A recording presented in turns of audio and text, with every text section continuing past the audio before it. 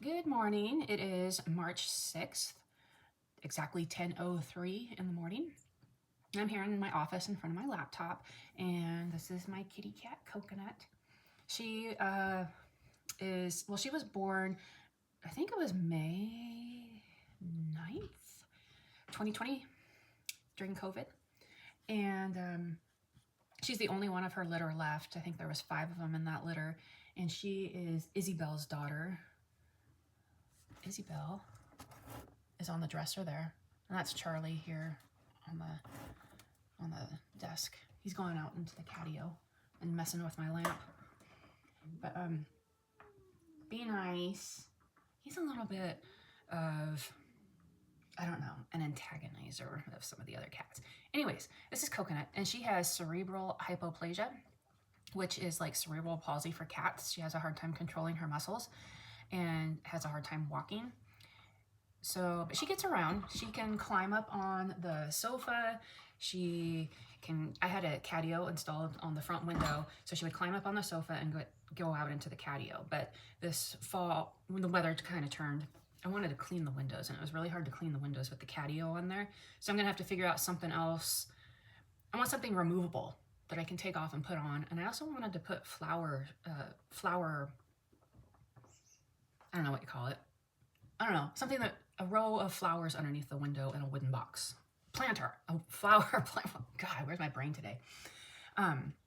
So I need to make something else for Coco so she can sit outside if she wants to. And then last summer, I was taking her outside with me while I would sit and, I don't know, sit with my iPad or read a book or whatever.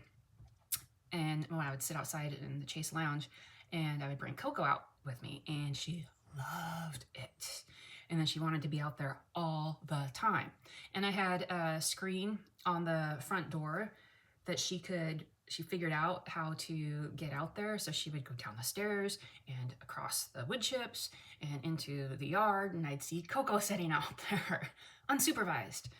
So that was kind of scary sometimes, but so I have to figure out something so she can enjoy the feeling of grass on her paws, and because I don't always have time just to be sitting around, outside. No, I don't. Anyways, she got cerebral hypoplasia, and sometime when she was a kitten, she got an eye infection, and the retina was separating from the eyeball, I think was what happened. Anyways, it got all cloudy, and it looked pretty painful, like super cloudy, like it looked bad. Anyways, so it was during COVID, and everything was backed up. They, couldn't take her in for like a couple days. So she ended up having her eyeball removed, and nobody at the vet clinic had seen cerebral hypoplasia before, except for the old guy there. I mean, that's kind of scary when you have professionals who are supposed to be veterinarians who, if they told me I should put her down. I was like, she plays, she gets where she wants to go. She's better about using the litter box than some of these other cats. She doesn't use a litter box, but I have like these pads that I put down, and she knows where they're at, and she goes on them.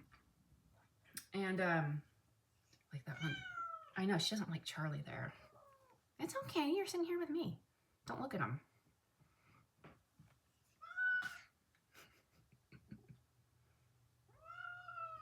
What?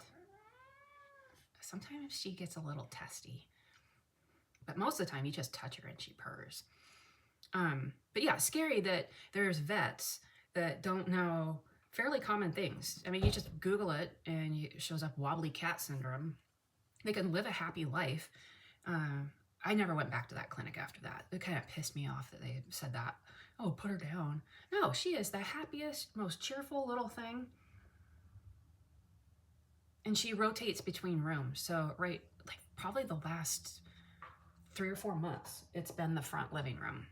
Before that, it was the master bedroom, and she was able to get up onto the bed. So she gets where she wants to go. She can't jump or anything, and she kind of falls down when she walks, but she gets where she wants to go. Anyways, that's Coconut. I'll introduce you to some of my other cats. We've got 23. But it doesn't seem like it's that many because, you know, we live on a farm and they're all over the place. It's not like there's 23 cats locked inside my house, you know. This one, and then Gigi is the dwarf kitten. She's the other one who I don't like really going out. I don't want her to go outside. Just because she's, I don't know, she's like, she can't jump like a regular cat. And I don't know. She's dwarf, and I think there might be, I don't know, something else going on with her. But perfectly healthy and happy. She's fine being an indoor cat. But I was giving lessons to a girl up the street. I think she's 8 years old, in exchange for firewood. So her parents have a firewood business, and they're the only honest ones up here. And I've been buying from them pretty much ever since they opened. And so they asked me if I could give their daughter horse lessons in exchange for firewood. And so we did that, and I had a great time. And she's gonna be coming back. I had to clear out some space for more firewood, and we're gonna work out our exchange. But she drew me this picture. Isn't that cute? That's supposed to be Rosie right there. That's the horse that she used for her lessons. And it says, "Hi, Laura. Thank you for teaching me about horses. I love your teaching, and you're very pretty. Love, Ada." That's so sweet. I've never had a kid draw me a picture before. And, you know, I don't have my own children, but it's so sweet. So I am probably going to get that framed. I love it. I had it on the frame, but I'm worried like one of the cats is going to like claw, or I don't want it to get ruined, you know, and the kitchen isn't exactly the best place to be keeping artwork anyways. So yeah, so that's that. Oh, the other thing I wanted to just touch on here is, hi, sweetheart. Oh, you're so happy. She's purring. Yeah. I started the channel because I was have downsized my horse boarding business, and was thinking, okay, so I need to make a change here. I need to make up the income. God, I might have to get a job. And so I've been doing these property inspections, hybrid appraisals, residential evaluations for Clear Capital since last October, and I hadn't really been taking all of the assignments that they sent my way. So I guess I was just busy. I don't know why I wasn't taking all of them. December was a crazy month, so there's that. And then I don't know what my excuse is for January, but I picked up a ton in February. So, and I still didn't pick up all of the ones. So I'm like getting my game on. I'm like, you know what, maybe this could be my job. You know, I don't have to go back to work. This, you know, I do need a car that gets better gas mileage. I'll say that, for all the driving around I'm doing. But yeah, so like if I took all of the assignments that they send over to me, that would be plenty of money. And then I could take time off if I want to. If I don't, you know, I would still be in control of my life. But, you know, then it is, you know, you don't work, you don't get paid. So, and they only pay once a month, unless I can get the brokerage that I work under to get the direct deposit thing set up. So, yeah, I think I'm just going to double down on this kind of stuff. And then after I've got 2 years of real estate experience under my belt, I can sign on with a bunch of others. So there's Service Link, who I did apply for, but I didn't have the experience that they wanted, so they denied me. I mean, they sent some rude email. You are denied. I mean, blunt like that. Like, not thank you for applying, nothing. Like, nope, denied. So June 4th is my 2-year anniversary, and I will be applying with Service Link and a couple of others, and you can make this is a pretty good side hustle. I mean, it doesn't even have to be a side hustle. This could be a main job depending on your financial needs. So, but there are expenses, you know. I mean, if you're going to work, you're going to have to drive to work anyways, I suppose.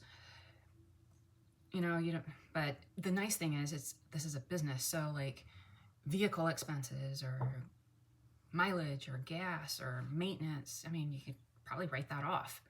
So yeah, I'm looking at getting another vehicle, probably just a sedan, maybe a Honda Civic, something that gets really good gas mileage. If anybody has any suggestions, let me know. I have owned Hondas in the past. I like them. I always found them fun to drive with they have a little bit of pep. You know, I want something, I don't want a dud, you know, that I don't want to be feeling like I'm driving a lawnmower. I want it to look nice and get good gas mileage. Like 40, 45 miles a gallon would be fantastic, and not an electric car, okay? I am not set up here for a Tesla or something like that. And I want it to be cheap. So I don't care if it's a little bit older. But so I am gonna be taking more assignments from these guys. I got property taxes coming up April 30th, and they went up again. I mean, just the cost of basic living these days is insane. Okay, so you got a cell phone. So we've got 2 cell phones here, you know, both of us, and that's running about $260.